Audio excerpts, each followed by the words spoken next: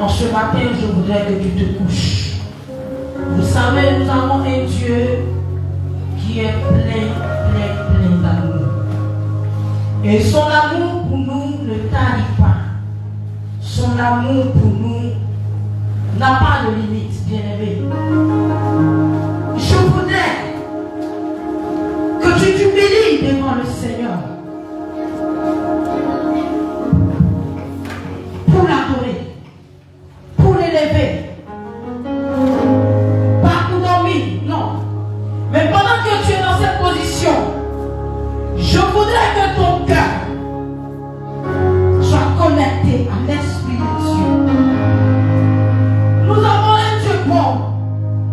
Moi, quand je regarde dans ma vie, je ne peux que chanter.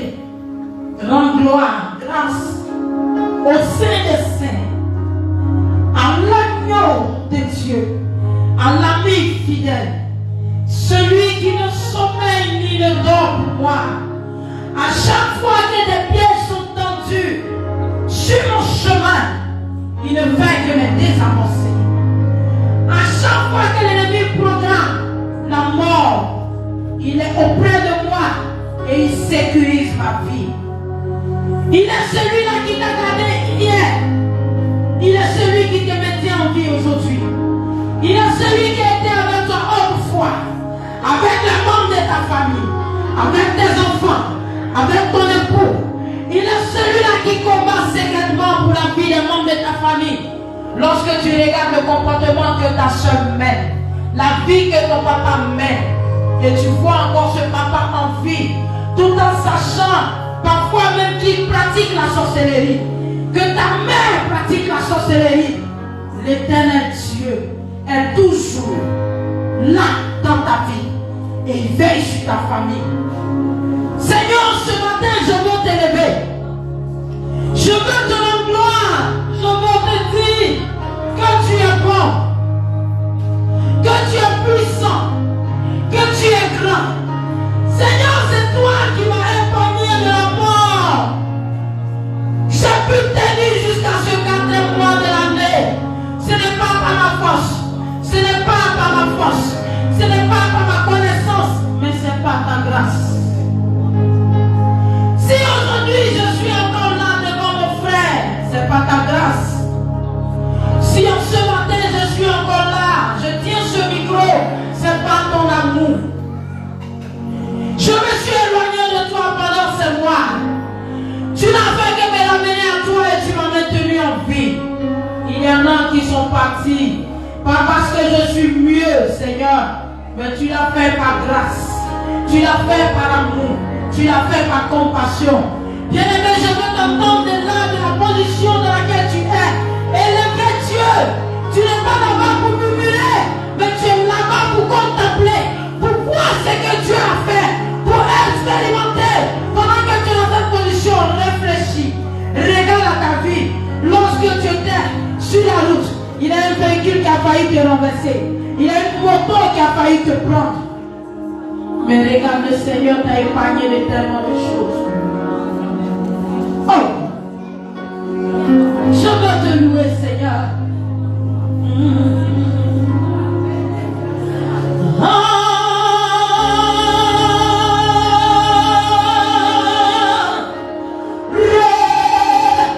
Reconnaissance pour tout tes bienfaits.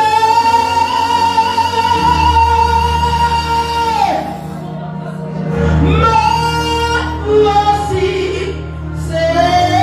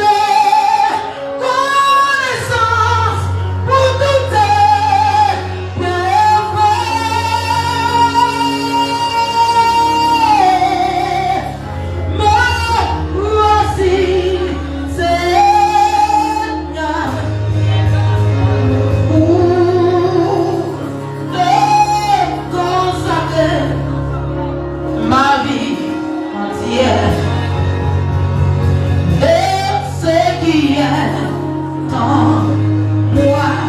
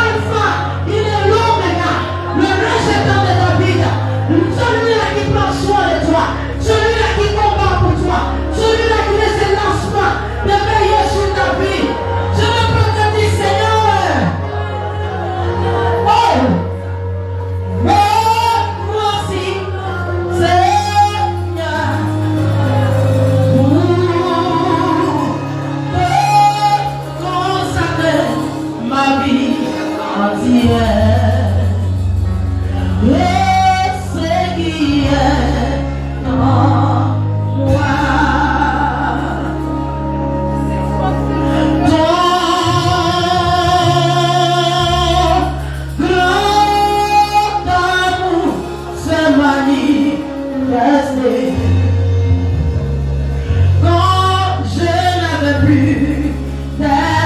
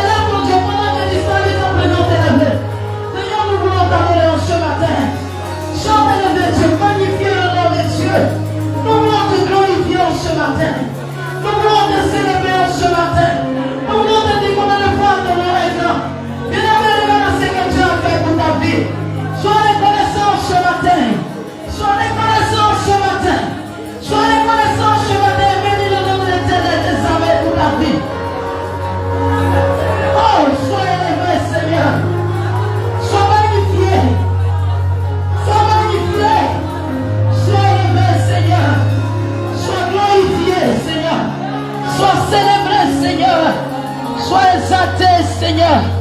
Toi qui ne sommeille ni ne dors. Toi qui ne nous abandonne pas. Toi qui es toujours avec nous. Toi qui es notre protecteur. Toi qui combats secrètement pour nos vies. Toi qui combats physiquement pour nos vies. Toi qui combats moralement pour notre vie. Sois élevé en ce jour, Seigneur. Tu es béni en ce jour, Seigneur. Tu es célébré en ce jour, Seigneur. Nous te louons. Nous te glorifions. Nous te célébrons. Nous te disons infiniment, Seigneur, que tu es grand, tu es souverain, tu es le rocher des arts, et tu ne changes pas. Bien-aimé, lève ton Dieu, adore ton Dieu, adore ton Dieu ce matin, adore ton Dieu, adore ton Dieu, adore ton Dieu. Magnifie le nom de l'Éternel. Adore ton Dieu, adore ton Dieu. Élève ton Dieu ce matin. Élève ton Dieu ce matin, glorifie son nom. Magnifie son nom ce matin. Magnifie le nom de celui qui est assis. Celui qui n'abandonne pas. Celui qui n'abandonne pas. Celui qui ne laisse pas. Celui qui n'abandonne pas. Élève ton Dieu ce matin. Élève ton Dieu ce matin.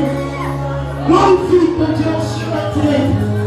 Magnifie son nom ce matin. Élève ton Dieu ce matin. Élève ton Dieu ce matin.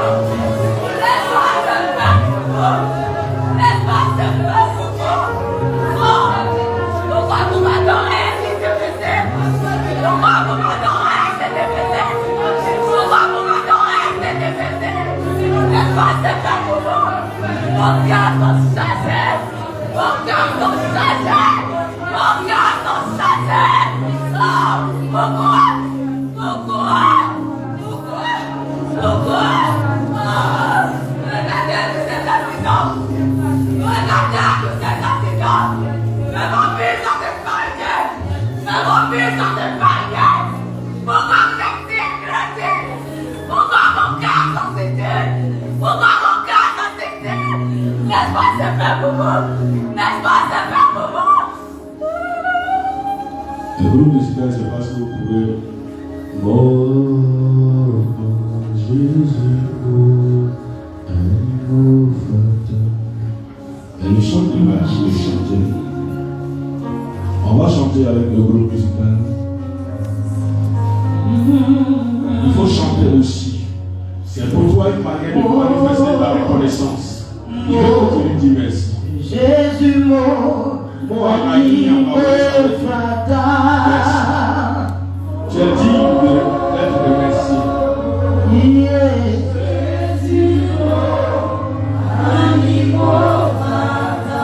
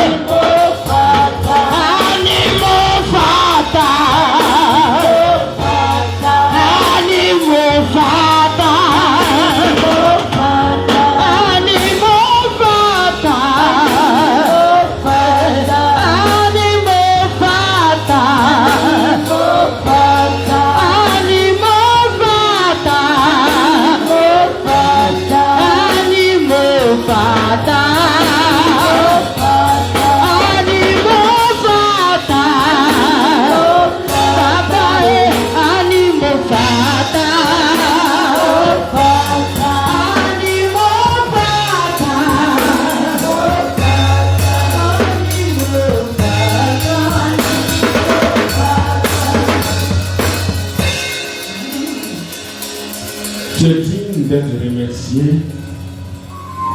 Ce que tu as fait pour nous est tellement grand, notre Seigneur. Et tu es tellement bon. Ce jour, en souvenir, Seigneur, du sacrifice que tu as fait. Et chaque fois que ce jour arrive, nous voyons encore plus grandement ton amour. Le sacrifice que tu as fait pour toute l'humanité. Tu as subi l'humiliation, la torture, toutes sortes de privages. Et jusqu'à donner ta vie à la croix. Pour que l'humanité entière soit sauvée. Il n'y a pas d'amour qui peut égaler ce que tu as fait. Personne ne peut se comparer à toi. Ce sacrifice unique, si grand, qui nous réconcilie avec le Père, alors que nous étions errants, alors que nous étions comme des brebis égarés, ne sachant comment revenir à toi. Il t'a plu, Seigneur, de faire ce sacrifice. Quel Dieu! Quel amour! Nos lèvres humaines ne peuvent pas témoigner notre reconnaissance. Tellement ce que tu as fait. Mais ce matin, de tout nos cœurs, de tout notre cœur, nous venons et nous disons merci pour ce sacrifice. Merci pour ce amour. Merci pour ce que tu continues de faire pour nous. Et cela semble irréalisable. Beaucoup de personnes ne peuvent comprendre comment un Dieu peut prendre une forme humaine et mourir pour ses enfants. Alors qu'il a la puissance, le pouvoir et l'autorité de faire autrement. Simplement, ça pour dire que tu nous aimes. Parce que l'amour est tellement grand que tu peux faire tout les sacrifices. Il a vaincu la mort afin de nous donner la vie. Il a vaincu la honte afin de relever notre tête. Nous bénissons. Merci pour toute chose. Merci Seigneur.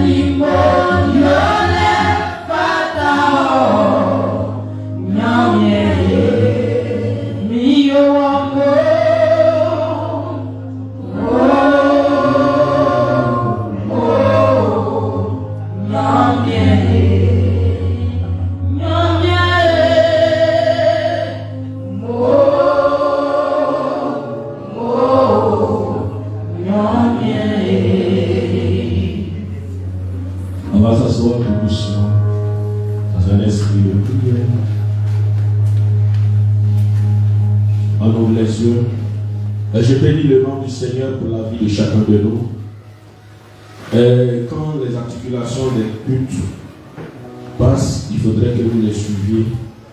Pendant que nous étions en train de dire merci au Seigneur, il y a des personnes qui guérissaient, qui restauraient. Mais beaucoup souvent n'ont pas. Ils entendent pratiquement tout dans la prière. Alors que dans chaque articulation, Dieu a quelque chose. C'est une communion que tu as. C'est un partage que tu as avec le Maître. Donc quand tu es dans sa présence, il faut être disposé, il ne faut pas être distrait pour rater les occasions. Et voilà, nous sommes le dimanche 20 avril 2025, c'est aujourd'hui la Pâque. la fête de Pâques. Et il y a beaucoup à dire sur la Pâques, mais le temps est parti. Le dirigeant a dit aujourd'hui, ne regardons pas à la montre, on va faire ce qu'on peut pour pouvoir finir dans le temps. Mais je vais prêcher sur la Pâques, sur deux petits points importants. Voilà, si on veut prêter ici la dégradée de la Pâques, il sera plus que long. Voilà. Et bonne fête de Pâques à chacun de nous. Nous allons prendre d'abord le livre de Exode 12, verset 11 à 14. Exode 12, verset 11 à 14. Quand on parle de Pâques, on va toujours là-bas. Et voilà. Exode 12, verset 11 à 14. Il y a plusieurs. On peut même commencer jusqu'au verset 1. Voilà, mais pour nous, c'est quand même du temps. Exode 12, verset 11 à 14. Quand vous le mangerez, vous aurez vos raisins, vos souliers aux pieds et votre bâton à la main, et vous le mangerez à la hâte. C'est la Pâque de l'Éternel. Cette nuit-là, je passerai dans le pays d'Égypte, et je frapperai tous les premiers-nés du pays d'Égypte, depuis les hommes jusqu'aux animaux, et j'exercerai des jugements contre tous les dieux de l'Égypte. Je suis l'Éternel. Le sang vous servira de signe sur les maisons où vous serez. Je verrai le sang et je passerai par-dessus vous. Et il n'y aura point de plaie qui vous détruise quand je frapperai le pays d'Égypte. Vous conserverez le souvenir de ce jour et vous le célébrerez par une fête à l'honneur de l'Éternel. Vous le célébrerez comme une loi perpétuelle pour vos descendants. Pendant 7 jours, vous mangerez des pains sans levain. Alléluia. Voilà l'origine de la Pâque. L'origine de la Pâque ne date pas de notre époque, c'est depuis l'ancienne alliance, depuis l'ancien testament, depuis que le peuple d'Israël était en Égypte. Donc ce matin, c'est pour vous montrer l'esprit de la Pâque et puis les attentes de la Pâque. C'est sur ces 2 points que nous allons parler ce matin. Mais ce que je voudrais vous faire connaître d'abord, c'est que la Pâque avait lieu le 14e jour au 1er mois, que Dieu avait donné des instructions. Le peuple d'Israël était en captivité. Vous savez que Joseph fut premier ministre en Égypte. Joseph fut premier ministre en Égypte. Et Israël, son père Jacob, où il y avait la famine, après il les a tous fait venir. Quand ils l'ont rejoint, le pharaon d'alors qui était là, qui les connaissait, lui il est mort et il y a eu un autre successeur. Et d'autres qui sont venus, qui ont commencé à gouverner l'Égypte, ont vu la grande ascendance, la grande montée du peuple juif au sein de l'Égypte. Ils ont eu peur et ils ont soumis le peuple d'Israël à un esclavage pas possible. Tout, ils devaient exercer les travaux difficiles, les activités, reconstruire des pyramides, en tout cas tout ce qui était difficile pour pouvoir les empêcher de monter comme il faut. Et ce peuple est resté en esclavage pendant plus de 430 ans. 430 ans. Exode 12, verset 40 à 41. Ils sont restés en esclavage pendant 430 ans. Et ils arrivaient à un certain moment, ils étaient fatigués. Ils voulaient sortir de là pour aller retourner chez eux. Mais ils ne pouvaient plus parce qu'ils étaient sous oppression. Ils étaient conduits par un peuple qui les maintenait captifs.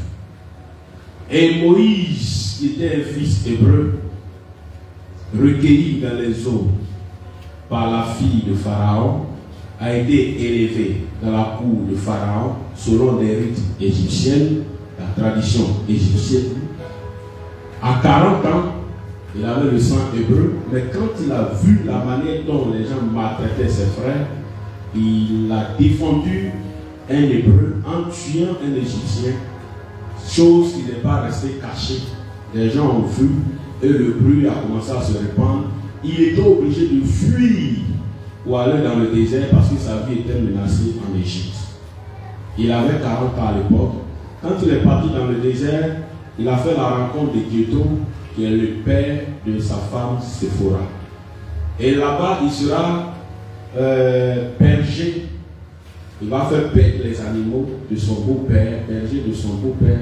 Moïse a passé plus de 40 ans encore dans le désert.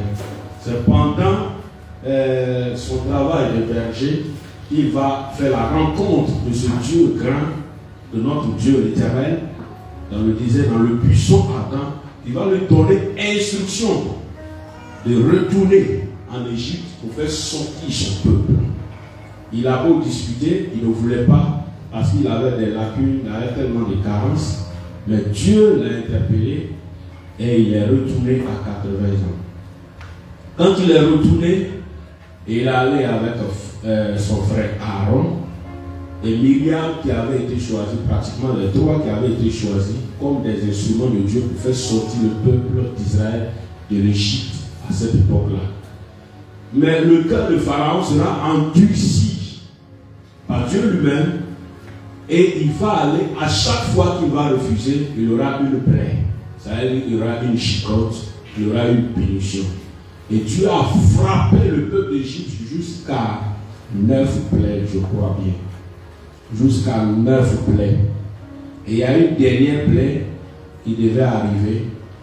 Et tout premier-né, de l'homme jusqu'aux animaux, devait être frappé par la colère de Dieu. Tout premier-né devait mourir. Comme c'était ainsi, et que l'ange de la mort devait sortir sur l'Égypte pour frapper, Dieu va donner des instructions fermes à Moïse pour que chaque Hébreu, chaque Israélite puisse prendre, faire le sacrifice qu'il faut et mettre le sang de l'animal, les animaux sacrifiés sur le linteau de la porte. Et à partir de ce signe-là, lorsque l'ange de la mort que Dieu lui-même envoie va frapper, quand il va voir le signe, il saura qu'il y a un enfant hébreu. Il y a un enfant avec qui Dieu a une alliance est là. Donc quand il va arriver, il va passer par-dessus. C'est ce qu'on appelle Pacha. Pacha, c'est ce qui veut dire passer par-dessus. Épargner. C'est ça qui est Pâques. Et que quand l'ange de la mort va venir, qui va frapper, il va avoir le sang de l'alliance qui est sur les linteaux de la porte et des Hébreux. Et quand l'ange de la mort arrive, il voit, il passe par-dessus. En latin, ça veut dire Pâques. Il me dit Pâques. Passer par-dessus. Épargner. L'esprit de la Pâques, déjà, était la délivrance. L'esprit de la Pâque était déjà la délivrance. Donc de ce pas, nous devons comprendre, de ce geste-là déjà, nous devons comprendre que l'esprit de la Pâque était déjà institué la délivrance des peuples qui étaient en captivité. Et cette fête-là a été suivie pendant des millénaires, pendant des années par le peuple d'Israël. C'est le 14e jour du premier mois et ça a lieu généralement, je crois, pendant au moins 7 jours. 7 jours. Nous allons prendre d'autres passages qui l'attestent. Voilà. Et nous prenons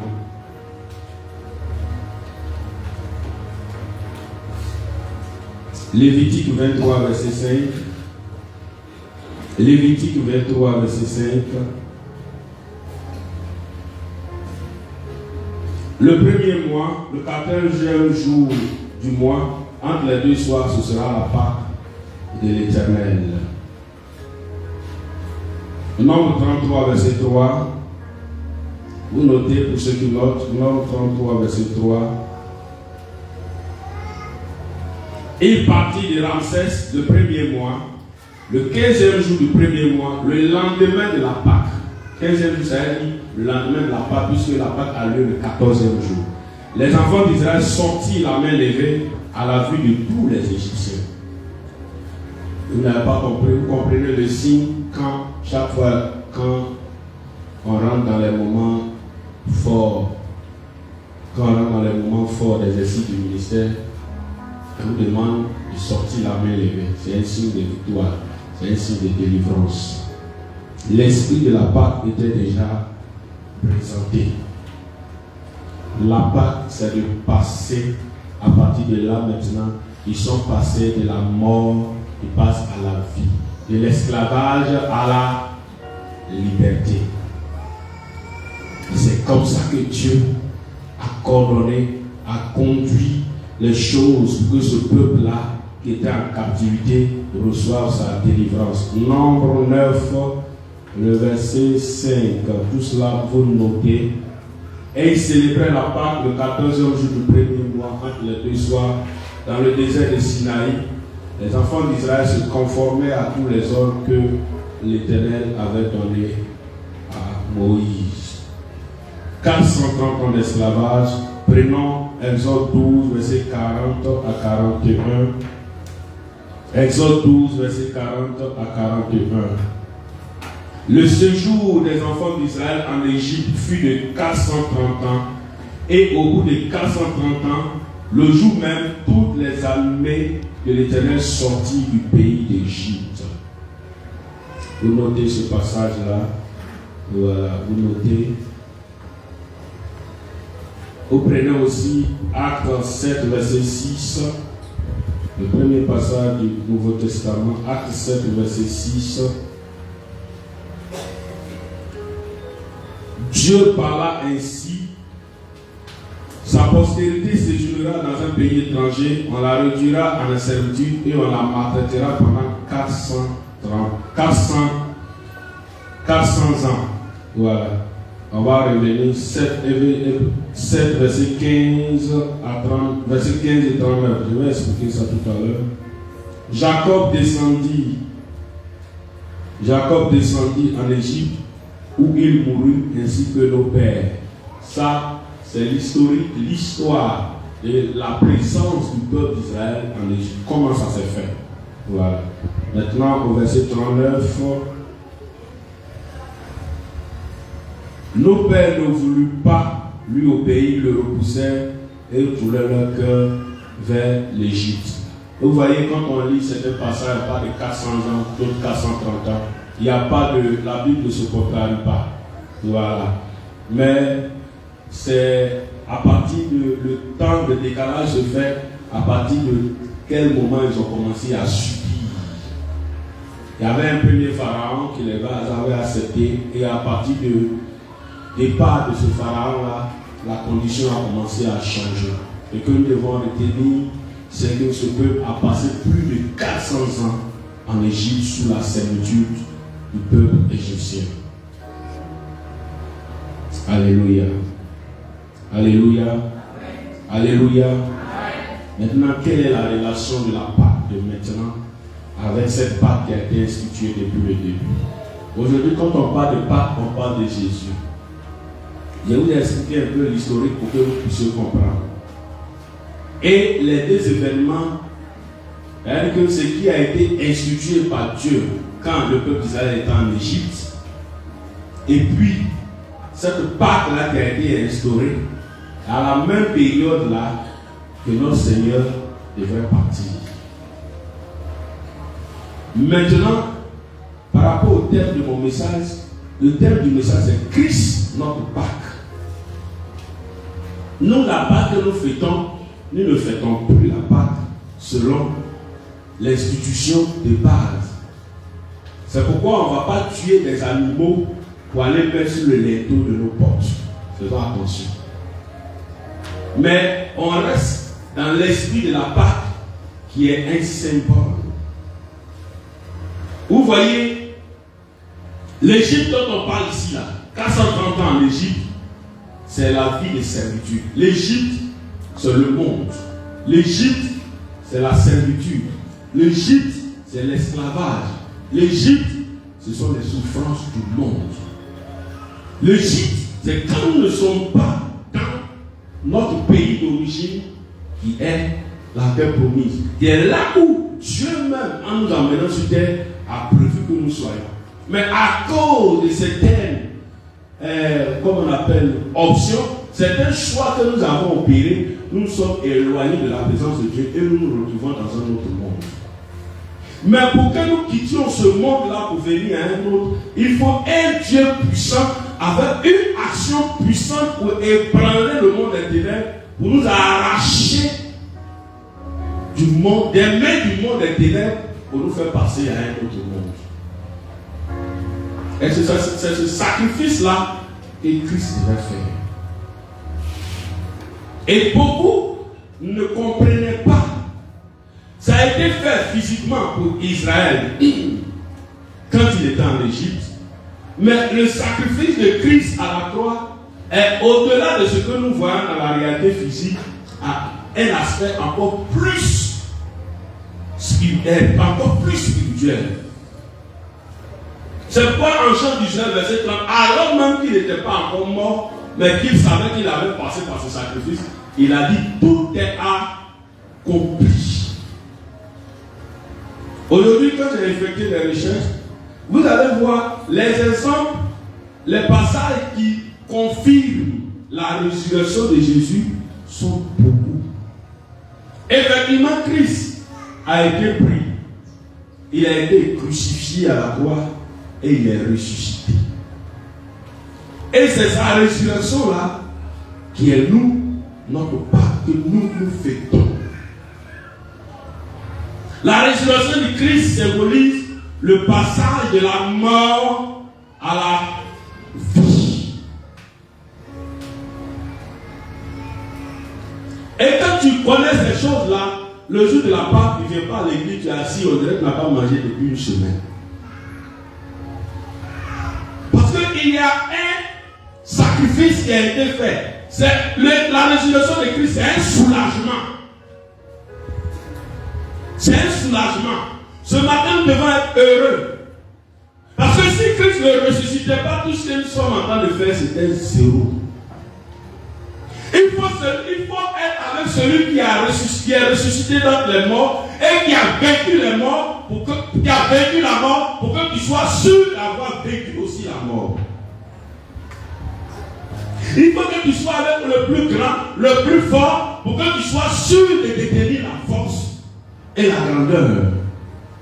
Et c'est parce que Christ est mort et qu'il est ressuscité, c'est pourquoi aujourd'hui nous avons l'assurance de notre salut, que nous aussi nous avons vécu la mort. Mais la résurrection de Christ n'a rien à voir avec certaines résurrections qu'on entend. Oui. Il y a des personnes qui vont te dire, dans mon village, il y a telle personne qui est ressuscitée. Dans mon village, on a entendu parler de telle personne qui est morte et qui est venue à la vie et qui se promène par-ci, par-là. Résurrection n'est pas résurrection. C'est vrai, on a eu des témoignages, nous tous. Mais il y a eu des personnes qui sont venues, je ne sais pas comment ça s'est fait, mais après, avec ces comportements bizarres, il y avait chez nous là-bas, dans notre région, il y a eu un cas comme ça, où on dit il y a un qui était venu comme ça, mais le comportement là était bizarre. Il prenait des vases pour aller mettre en barrique, tel que la personne est venue. Un jour la personne s'est levée et puis la personne a disparu. On a entendu, mais on n'a pas vu. Nous allons prendre Acte 10, verset 40 et 41.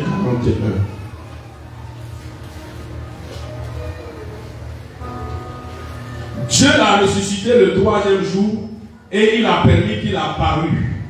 Et non à tout le peuple, mais aux témoins choisis d'avance par Dieu. À nous qui avons mangé et bu avec lui après qu'il fut ressuscité des morts. C'est un passage pour vous présenter à partir des Écritures que la résurrection de Christ n'a rien à voir avec la résurrection de certaines personnes dont on parle. Ou quelqu'un est mort, on l'a vu ici, où il a disparu. Jésus, là, quand il est ressuscité, il est venu, les gens l'ont vu, et puis il a mangé. Il n'est pas venu seulement en esprit.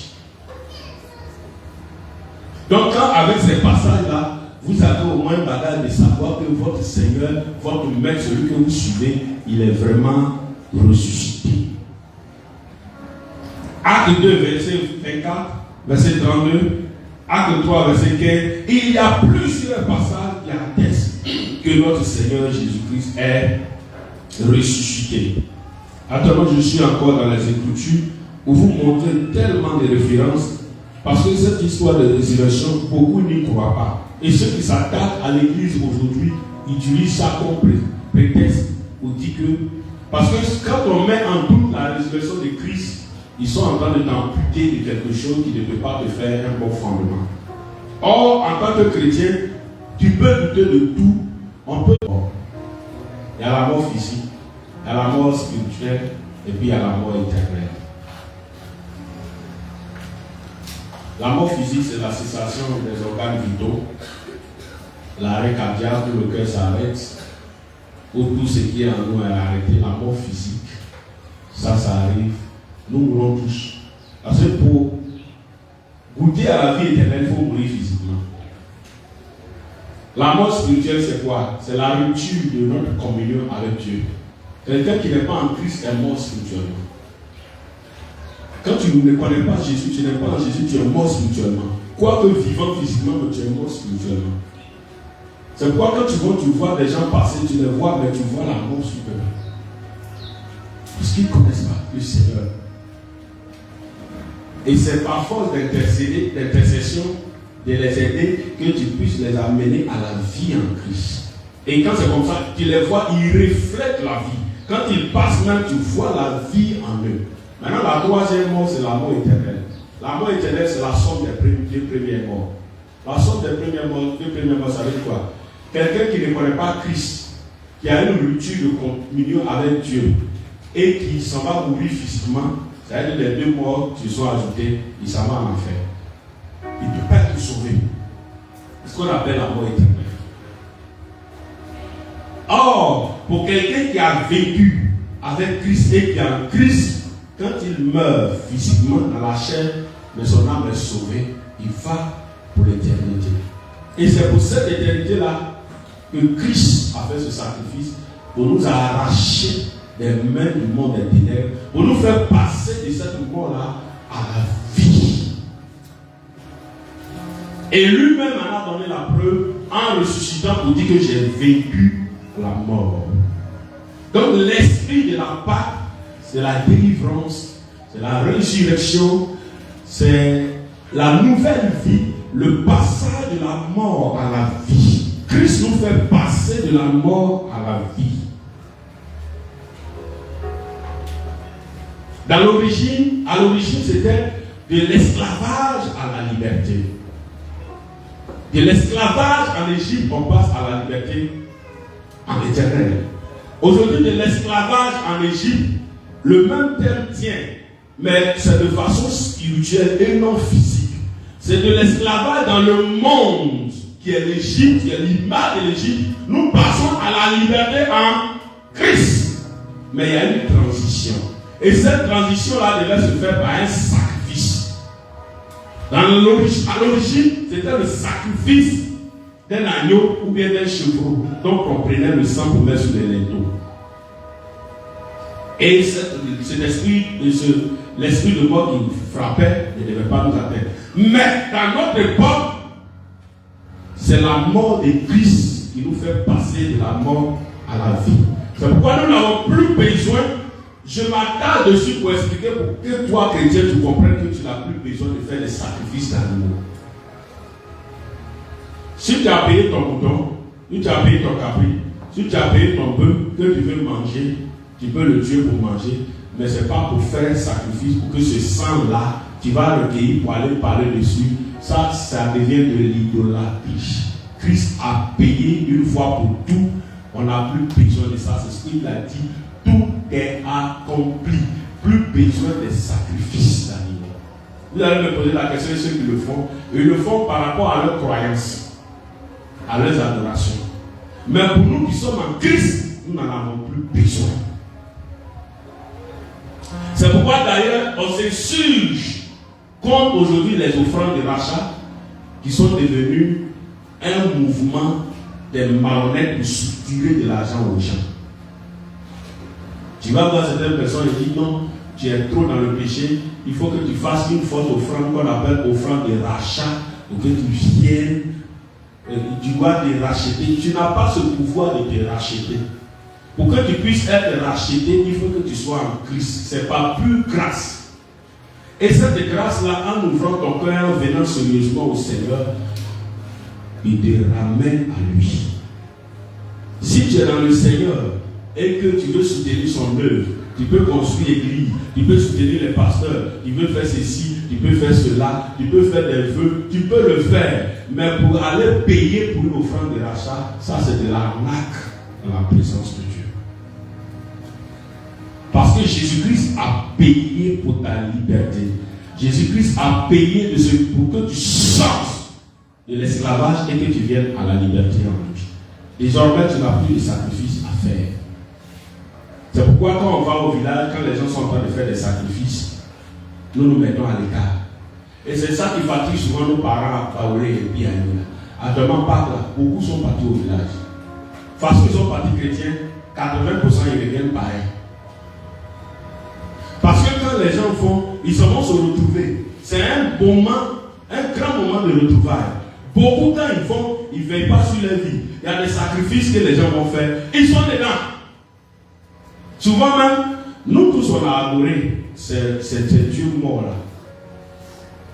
Quand on fait, on prend le sang et puis souvent on prend pour faire mettre sur vous. Et puis ils sont assis, ils acceptent qu'on prenne le sang et puis on met sur eux. Il y en a même, on cotise, ils donnent l'argent pour qu'on puisse aller acheter. Toi, tu ne devrais plus faire partie de ces choses-là. Il y a un chant de Paoulé qui a dit que quand vous faites vos sacrifices au village, enlevez mon nom dedans.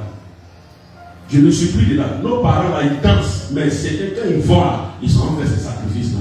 J'ai prié pour plusieurs à l'heure retour de Pâques, ils sont possédés.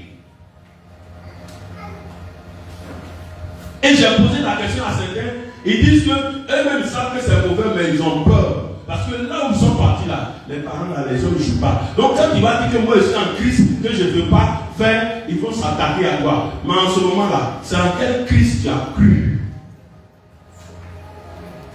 Christ où tu vas à l'église, c'est pour aller danser, chanter seulement. Tu n'as pas une vie de consécration, une vie de prière, une vie de sainteté. Christ où tu vas à l'église, tu n'as pas fait récitation seulement et puis tu viens t'asseoir. Comme si la prière c'est une récitation. Prier c'est parler avec Dieu, c'est communiquer avec Dieu. Si c'est le vrai Christ que tu as suivi, quand même tout le monde, Shadrach, Meshach, Abednego, tout le monde devait adorer la statue. Les trois, ils ont refusé. Daniel également a refusé. Ils ont jeté Daniel dans la fosse au lion. Ils ont jeté les trois dans la fournaise ardente. Parce qu'ils savaient en qui ils avaient cru. Malgré qu'on les avait jetés trois dans la fournaise ardente, le roi même regarde, il voit 4 personnes. Parce que Christ est devant. C'est en lui qu'ils ont cru. Mais tu ne vas te faire te corrompre parce que tu as peur des représailles. Tu as peur de ce qu'ils vont faire. Tu as peur de ce qu'ils vont dire. Tu n'es pas différent d'eux. Tu ne peux pas leur apporter Christ. Tu ne peux pas les aider. Et si tu mets dans ça, tu vas en enfer. Parce que tu n'es pas encore converti. Quoi que tu partes à l'église, quoi que tu prononces le nom de Jésus, quoi que tu t'avais chargé des croix pour te promener, quoi que tu t'avais chargé des, je ne sais quoi, des statues pour te promener, quoi que tu es là. Voilà des gens qui sont allés casser, couper tous les palmiers. Il y en a quand ils passent le palmier de main en même temps. C'est pas mauvais de faire le rameau, mais il faut comprendre le sens du rameau. Accueillir Jésus, ce n'est pas seulement physiquement, c'est bon. Ce sont des signes révélateurs. Mais est-ce que pendant que tu es en train de casser les trucs des palmiers là, tu l'as accueilli dans ton cœur? Allez, Apocalypse 3, verset 20, je me tiens à la porte. C'est à la porte de ton cœur qui se tient pour que tu puisses l'accueillir. On n'a pas dit d'aller détruire les pauvres palmiers. Les gens n'ont pas compris l'affaire de la Pâque. Quelles sont les attentes de la Pâque? Quand on dit Pâque là, qu'est-ce que la Pâque exige de nous? Christ nous a fait sortir de l'esclavage pour nous amener à la liberté. Maintenant que nous sommes venus là, qu'est-ce qu'il attend de nous? Il dit, laisse partir mon peuple afin qu'il puisse me servir. On est sauvé pour servir. On n'est pas sauvé pour aller tuer les palmiers.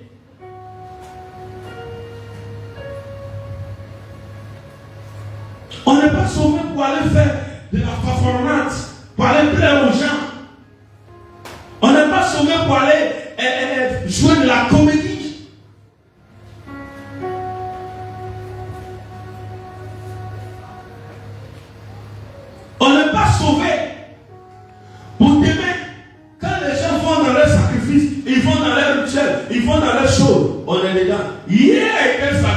Pâque, la veille de la Pâque. Il y a des gens qui n'ont pas dormi à la maison. Aujourd'hui, ils sont à l'église. Carré de grosses voitures, ils sont assis. Quand tu les vois, on dirait l'une de finesse à l'église. On dirait que c'est les hommes pieux. Ils attendent que le culte ou la messe finisse. Quand ils sortent de là, la Pâque, ce qu'on a commencé hier, ça continue.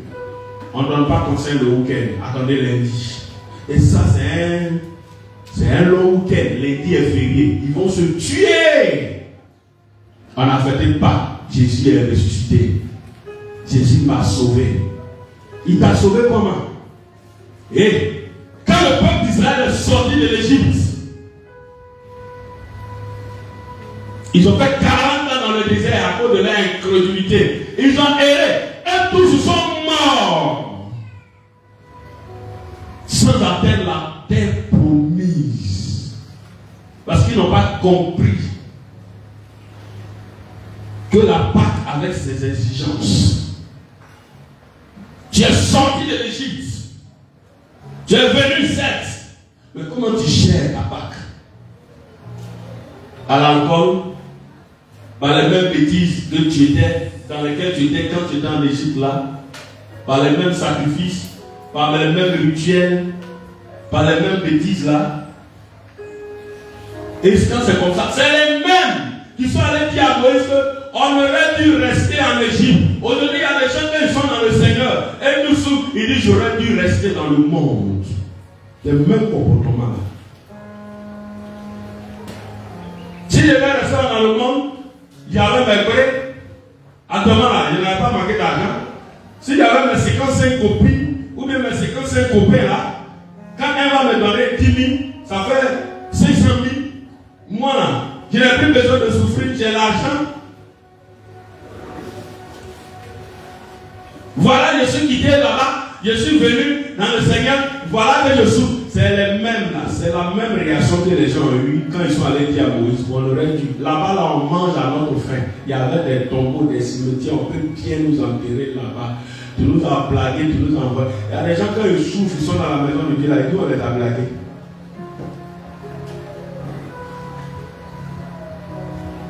On les a blagués.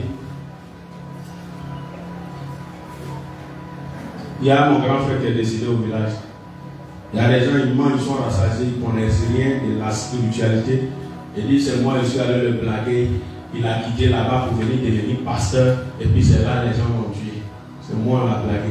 Quelqu'un qui sait Dieu, s'il sait Dieu, il est mort dedans, c'est une victoire. Et il sait où il s'en va. Maintenant, si toi tu l'as attaqué, tu sais aussi où tu vas vivre là-bas. Ne laissez personne vous perturber dans votre foi. Ne laissez rien vous distraire. On t'a blagué, on t'a mis dans l'église là. Toi, tu penses que cela il peut faire quoi pour toi? Toi, tu penses que quoi? Les gens vont te dire des bêtises. Pendant que ceux qui disent là, il y en a, ils savent dans quoi ils sont. Souvent même c'est là. Toi-même tu es leur cible. Et ils essaient d'enlever certaines choses de sa tête pour pouvoir mieux décribler. Jésus là, il protège effectivement. Jésus, il garde vraiment. Jésus donne le salut. Il t'a fait passer de la mort à la vie, de l'esclavage à la liberté. Il ne faut plus retourner dans ces choses-là. L'esprit de la Pâque, c'est de mener une vie conforme à la parole et de servir Dieu correctement. Quand tu es dans cette disposition et que tu te retrouves avec le grand maître, tu es heureux. Et quand tu marches avec assurance, rien ne peut t'ébranler. Quoi que les gens fassent, rien ne peut t'ébranler. Tu ne seras pas obligé de faire des choses pour plaire aux gens. Aujourd'hui, on dit non, attends, on va faire, si on ne fait pas là, demain là, on ne sait jamais.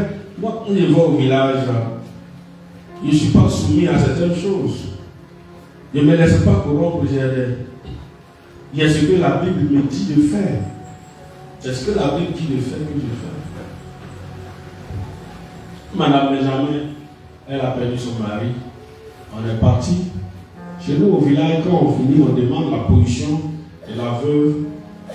Ils nous ont demandé par rapport à la veuve. Je leur ai répondu que nous, églises évangéliques, on ne fait pas le mariage. Les chefs qui nous ont dit, effectivement, ils savent qu'on ne fait pas, mais ils nous demandent. Ils vous demandent. Mais c'est à toi d'être ferme dans ta décision. Ils vont te demander. J'ai vu des chrétiens faire le vache, ils n'ont pas fait 2 mois. Les 2 mois, ils sont partis. Il y a une, elle était dans une église évangélique dans laquelle j'étais, au village. Quand elle a perdu son mari, sa maman, entre-temps, sa maman même est sorcière.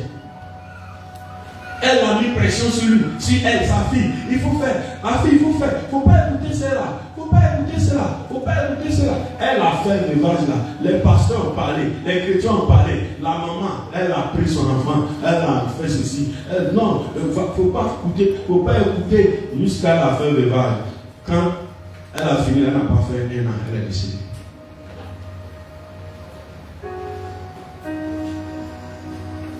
J'ai passé de l'Égypte à Canaan. J'ai passé du monde en Christ. Il y a quelque chose qui change. Tu ne vas plus vivre sur certaines exigences. Tu sais qui tu es devenu. Maman Déborah a perdu son mari récemment, elle est partie au village.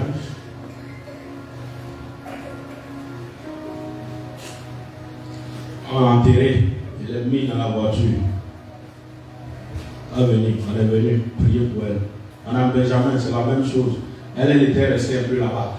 Mais j'ai mis en garde les vieilles femmes. Je les ai mis en garde. Ceux qui sont partis au funérail, ils ont vu. Quand elle était assise à côté de son mari, le serpent là, quand je quitte là-bas, que je vais là-bas, quand ils me voient venir, là, les vieilles là, chacun se cherche. Vous faites quoi? Sinon, on est venu la saluer. Il dit, bon, si toi tu veux saluer, il faut saluer et tu vas partir. Nous, on ne fait pas de vivage. Aux petits de vivage, on n'est pas là.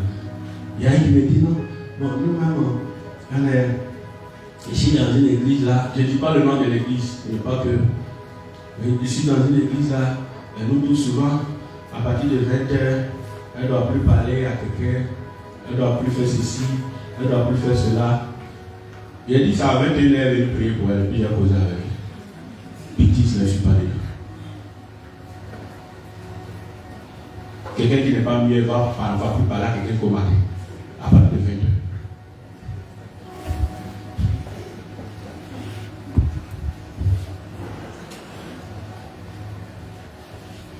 Donc si elle ne doit plus parler, ça veut dire qu'elle ne doit plus prier. Elle ne doit pas prier. Il y a des maris, il faut où tu es assis là, il faut prier. On est assis là-bas, on te regarde. Ce qui est mauvais, c'est que le coin est un peu éloigné, mais on est calé là, on est assis là-bas, on te regarde. S'ils veulent tout. Parce que quand il y a souvent ces gens de cas là, les gens qui viennent s'asseoir pour toi, ce n'est pas tout le monde qui est pour ton intérêt. Il y en a, ils viennent pour t'enfoncer. Il y en a, ils viennent pour te cribler. C'est pourquoi quand il y a des situations, il faut savoir à qui tu as cru. Quand tu es sorti du monde, quand tu es sorti de l'Égypte, que tu es venu à Christ, il faut savoir sur qui tu t'appuies. Dans n'importe quelle circonstance, dans n'importe quelle situation, il faut savoir qui est avec toi.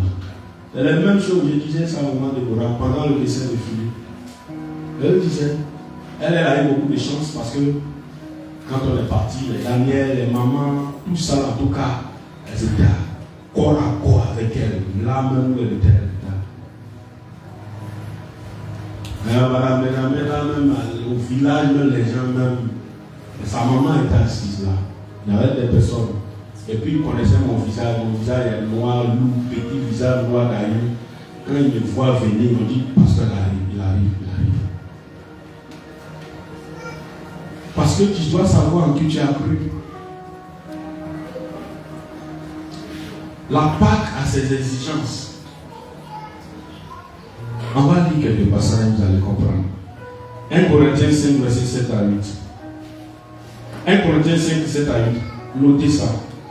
Faites disparaître le vieux levain, afin que vous soyez une Pâque nouvelle, pour que, puisque vous êtes sans levain, car Christ, notre Pâque, a été immolé.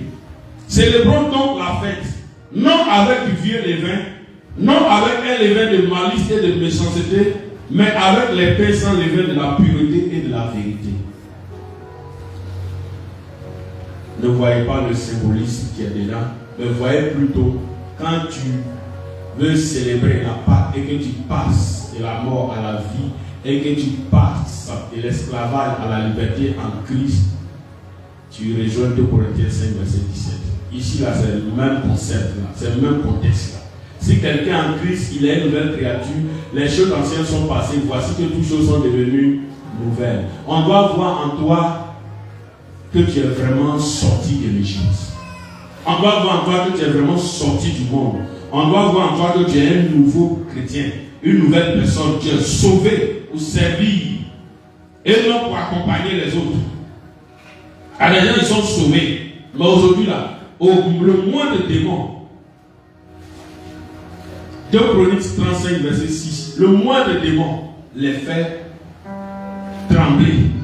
Immolez la Pâque, sanctifiez-vous et préparez-la pour vos frères, en vous conformant à la parole de l'Éternel prononcée par Moïse.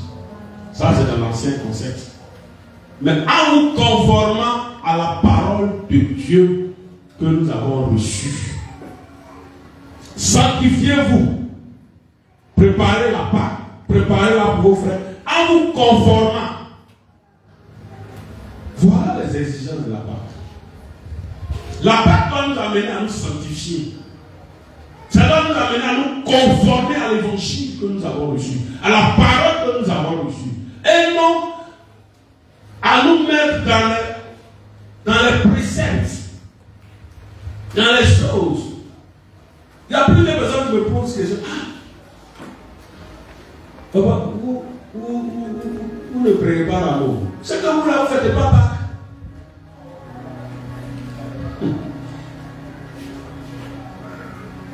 Je lui ai dit, il faut prendre ta Bible. Je n'ai pas lu tout ça. Mais la plupart de ceux qui ont pris l'amour, de ceux qui ont pris Pâques, qui a accueilli Jésus à l'entrée de Jérusalem, c'est les mêmes qui ont dit à Pilate, crucifie-le. Lisez votre Bible. Hosanna à mon arrivée, roi des rois, Jésus, notre Seigneur. Bonne arrivée, tu es le roi des rois. Ça n'a pas duré. Crucifie-le. Pilate même voulait libérer Jésus, mais il était perdu. Il présente à chaque pas qu'il met un prisonnier. Voilà Barabbas, voilà Jésus. Donc, il fait pour tonton dans le peuple. C'est le même peuple-là qui ont pris l'amour à Epaïna. Quand Jésus les traitait d'hypocrites au début, il trouvait qu'il les insultait. Mais vous avez reçu quelqu'un, ça n'a même pas duré. Il dit de Barabbas à Jésus, je relâche qui? Crucifie-le. Il dit Barabbas, on met Barabbas, alors que Barabbas était un brigand. On va dire, mais Dieu endurcit les cœurs, Dieu endurcit les cœurs, ça peut déjà tout le monde a dit, bon, cette Pâque de 2025 là, quelle est la place que j'ai faite à Jésus pour qu'il puisse rentrer dans mon cœur? C'est sur ça que je vais insister ce matin. Pour cette Pâque 2025 là, quand je vais sortir d'ici le 21, est-ce que Jésus a pu avoir une place de choix, une grande place dans mon cœur? Ce n'est pas rameau, ce n'est pas croix, ce n'est pas statue. Il y en a même qui ont fait rameau. Hier, ils ont dormi dans ma vie. Ouais, c'est un contraste de vie. Tu l'accueilles le vendredi. Et puis samedi, tu as accueilli Satan. Et puis le dimanche, tu vas à l'église, même tu es lourd. C'est ceux-là qui vont à l'église, ils dorment. Ils ne savent pas où ils sont. Ils ne savent plus s'ils sont en Égypte, s'ils sont où. Ils sont dans les deux. Quand ils sont avec les païens, ils font très bien pour les païens, de sorte que quand les gens les voient, ils ne les attaquent plus. Mais ils vont t'attaquer comment? Si toi-même ils t'ont déjà eu. Donc c'est vous tous les jours, à l'église, c'est vous on attaque quoi? C'est vous on attaque. Nous-mêmes on est là, nous-mêmes voilà. Attends, on continue d'acheter les terrains, en train de partir des grands édifices, ou un petit cabane. Il y a nos petits points qu'on voulait arracher. Pendant qu'il y a des gens qui ne sont même pas ébranlés. Il faut être heureux quand tu suis le Seigneur qu'on t'attaque, qu'on te méprise. Parce que ça aide que tu es dans la vérité. Quand tu suis le Seigneur dans ta marche chrétienne, les gens ne te critiquent pas. C'est que toi là, c'est pas la peine. Si on ne te critique pas à cause de Jésus, c'est que tu n'as pas encore impacté. Si on ne t'attaque pas dans le monde des ténèbres, c'est que tu ne les déranges pas. Nous critiquons les gens parlent, c'est quand ils te voient venir, ils se taisent. Souvent même tu les vois, tu fais comme si tu ne les as pas vus. Ils vont te critiquer. Ils vont te critiquer, ils vont parler mal de toi. Mais l'esprit de la part qui est en toi fait que tu as ouvert ton cœur à Jésus, tu l'as laissé entrer. Il a dit, Hosanna, on a arrivé le roi des rois, le Seigneur des seigneurs. Seigneur, rentre dans mon cœur, prends place. À partir d'aujourd'hui, c'est toi et moi. Maintenant que tu m'as sauvé, dans même exigence de la part, je dois te servir.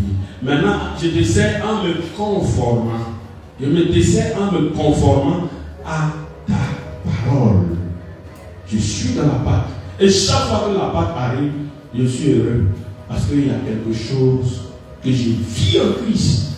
J'ai une intimité parfaite et profonde avec lui. Quand je vais au village, quand je vais dans des coins, les gens font leurs sacrifices, ils font leurs rituels, ils font tout ce qu'ils veulent. Je suis serein parce que je ne suis pas soumis à ces idolâtries. Je ne suis plus soumis à ces choses-là. Parce que je sais en qui j'ai cru. Je sais en qui j'ai cru. Et quand je vais au village, je n'ai pas peur. Quand je dois faire des projets, je n'ai pas peur. Quand je dois faire ceci, je n'ai pas peur. Parce que je sais qui est mon maître.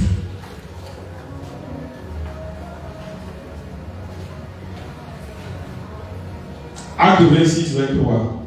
Notez tous ces passages-là, ça va vous aider. Acte 26, 23. Savoir que le Christ souffrirait et que ressuscité le premier d'entre les morts, il annoncerait la lumière au peuple et aux nations. C'est-à-dire que quand tu passes à la résurrection et que tu atteins l'étape de la liberté, il ne faut pas s'asseoir bouche bée, il faut annoncer.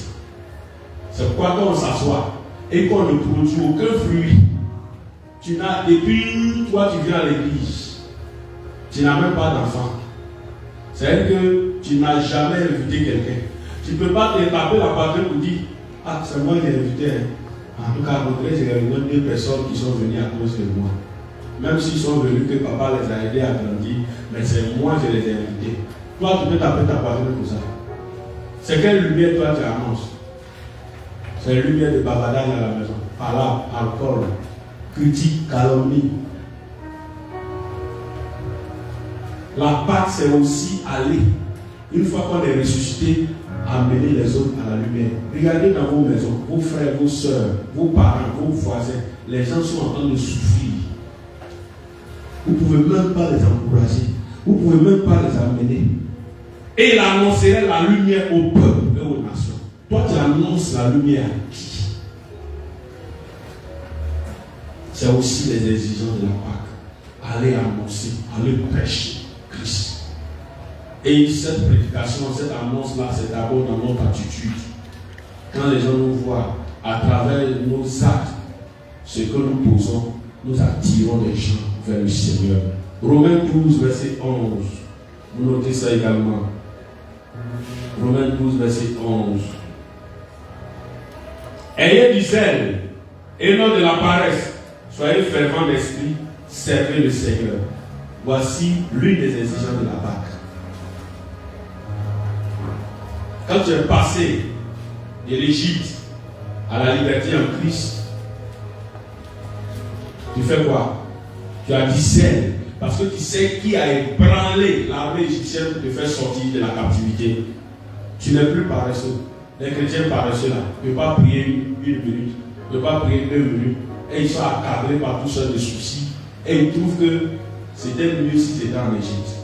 Parce qu'ils trouvent que leur vie en Christ là, c'est devenu encore plus amer. C'est devenu encore plus difficile. Comme certains disent, avant même je n'avais pas de problème. Mais depuis que je suis venu en Christ là, c'est là que j'ai toutes sortes de problèmes. Tu veux dire que le monde est mieux que Christ? C'est ce que ça veut dire. Qu'est-ce que ça veut dire? Tu peux y retourner. Mais c'est une joie éphémère. Nous là, nous sommes prêts à souffrir pour Christ. Si c'est souffrance, on va souffrir. Tout ce qui vient pour Christ, là, on accepte ça, on gère. Parce que c'est notre corps mortel, cher, là. c'est ça que tu peux tuer, mais tu ne peux pas tuer notre âme.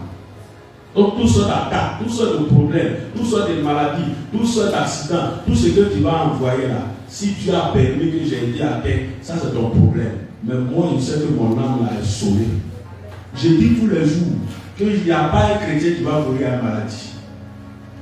Maladie là, ça te laisse dans ton cercueil, ça ne va pas t'accompagner au ciel. Maintenant, si toi tu m'as lancé un sort de maladie, c'est toi qui vas aller te justifier au ciel là-bas. Pourquoi tu l'as fait? Pendant que cette maladie-là n'a plus d'impact sur moi, moi je suis sauvé, je suis délivré, ça n'a pas d'impact sur moi. Aujourd'hui, il y a des chrétiens qui ont peur des actions du monde contre eux, des attaques contre eux, donc ils préfèrent se laisser corrompre. La Bible dit que celui qui est ressuscité, son corps n'a pas été corrompu par la puanteur, il n'est pas corrompu par le monde. Le Père n'a pas laissé son Fils, le corps du Fils, être corrompu dans le tombeau. C'est une image.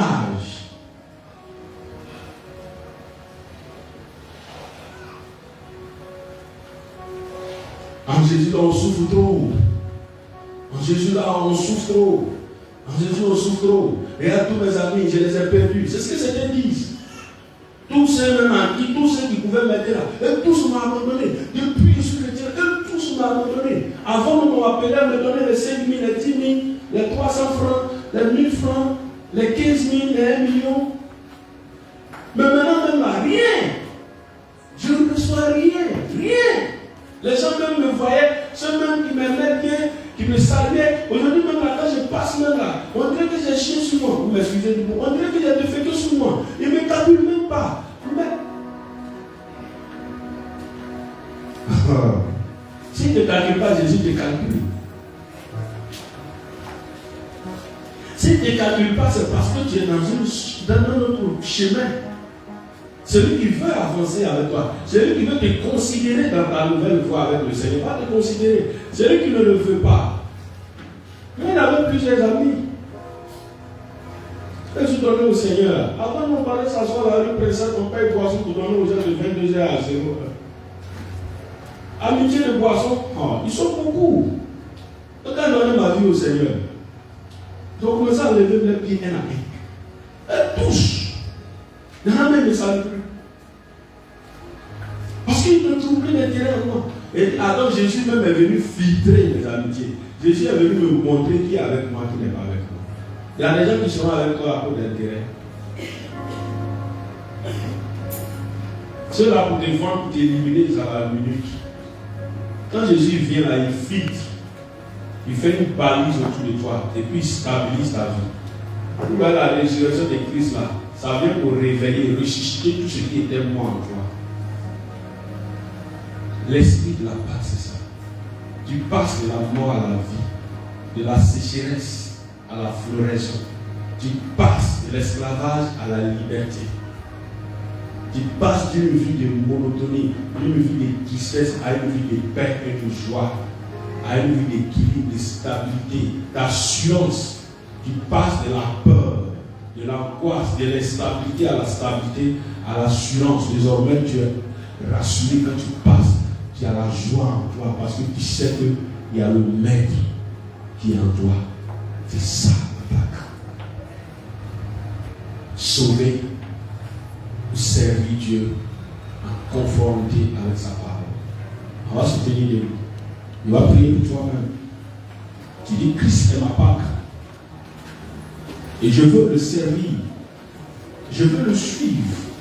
Et je veux faire tout en conformité avec sa parole. Mets la main sur ton cœur et prie. Père éternel, je bénis ton nom parce que tu ne parles pas en vain. Ce matin, tu as bien voulu nous interpeller, Seigneur, dans notre compréhension de la Pâque. Jésus, nous ne sommes plus esclaves en Égypte ou dans le monde, mais nous sommes libres en toi. Et nous devons nous conformer à ta parole afin de mieux te servir. Mais c'est difficile pour certains, pour d'autres. Parce que Souvent les pense à lui. nos attentes ne sont pas les mêmes. Je Beaucoup pensaient pense à lui. qu'en venant à toi, tout le problème serait Il réglé. a promis Il sera acclamé. Il d'être sera applaudi de avec partout. nous. En oubliant Sa fidélité.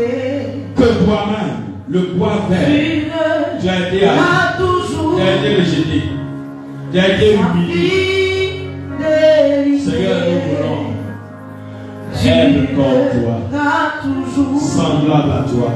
Pour ceux qui n'ont pas encore ouvert les cœurs, car cette fête te parle. Tu verras toujours Seigneur, ta résurrection et la victoire sur la mort, et la victoire sur le péché, et la victoire sur l'esclavage. Et nous sortions, Seigneur, de tous sentiments d'esclavage, de tous, Seigneur, captivité dans laquelle nous étions. Que nous soyons libres en Jésus. Et que cette liberté puisse nous accompagner dans tous les domaines. Sois béni, Père. Sois élevé. Sois magnifié. Sois exalté. Pour ce que tu as fait et pour ce que tu continues de faire pour ton peuple.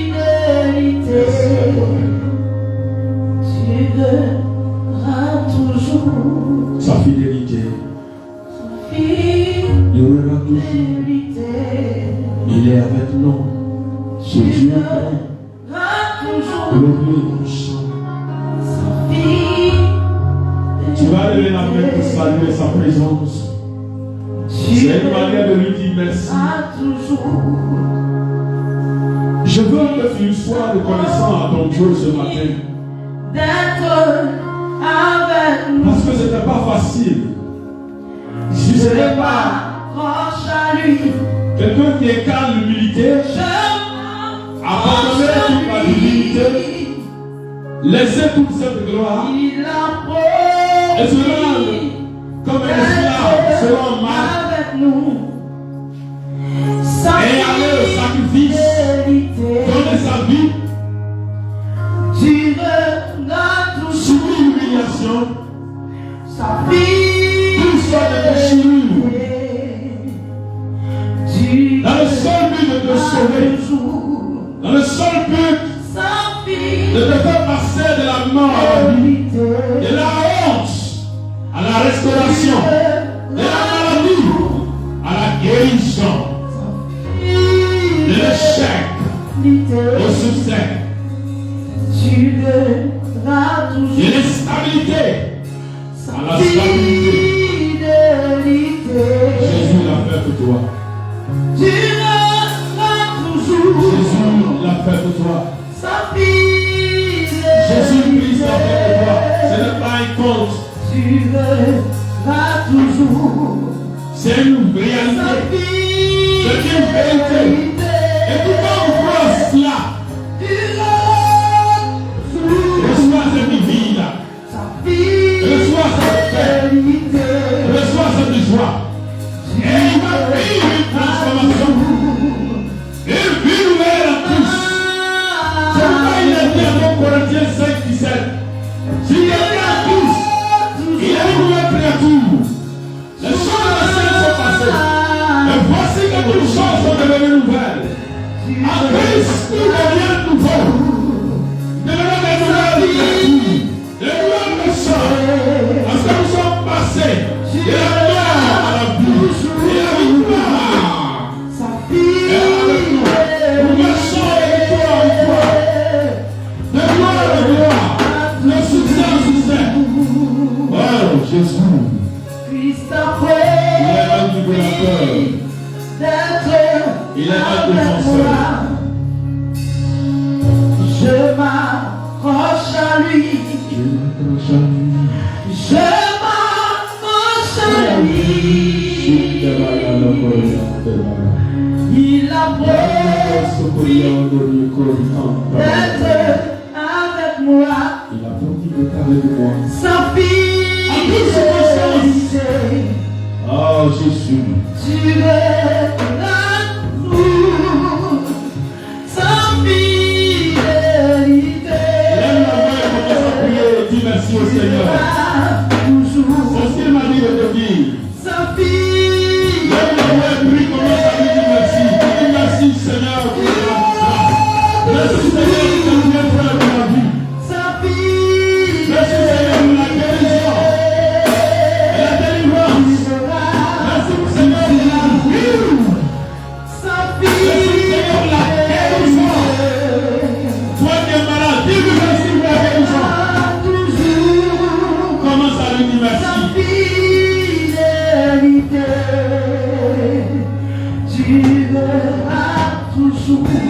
Groupe musical a laissé arrêter d'abord. On va voir. On va voir. Parce que je veux vous entendre prier. Je veux vous entendre prier. Je veux vous entendre prier. Je veux vous entendre prier. Je veux vous entendre prier. Je veux vous entendre prier. Levez la voix et dites merci au Seigneur. Levez la voix et dites merci au Seigneur.